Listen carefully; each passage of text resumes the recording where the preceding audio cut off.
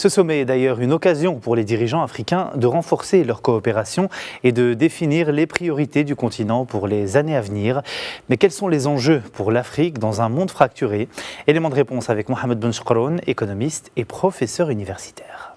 Alors si on peut donner un aperçu ou une synthétisation des enjeux importants, on va les répartir en trois grands axes. Le premier axe, c'est la capacité à transformer cette vulnérabilité, cette fragmentation en levier stratégique. C'est-à-dire, en d'autres termes, il ne faut plus que l'Afrique soit considérée aux yeux des empires industriels comme une source d'approvisionnement des matières premières, mais il faut qu'il y ait de vraies solutions macroéconomiques et industrielles pour considérer cette richesse souterraine africaine en un avantage distinctif pour créer d'appareils industriels panafricains et être effectivement des leviers en termes de valeur ajoutée, de création d'emplois et de développement socio-économique.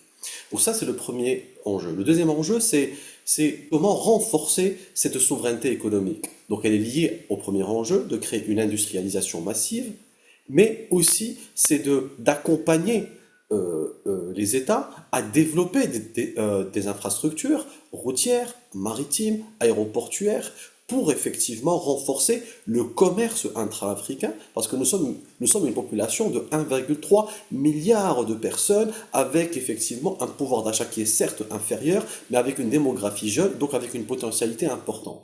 Et le troisième enjeu, il est avant tout diplomatique. C'est être dans une capacité de parler d'une seule voix sur la scène internationale. Malgré le fait qu'on soit constitué de 54 nations, malgré qu'il y ait des éléments de divergence, mais il y a une réalité et une vérité qui est qu'on ne peut ne pas nier, c'est que la pérennité et le développement de chaque pays africain va de cette inclusion. Donc parler d'une seule voix sur la scène internationale ne va que renforcer et mieux servir nos intérêts sur la scène internationale.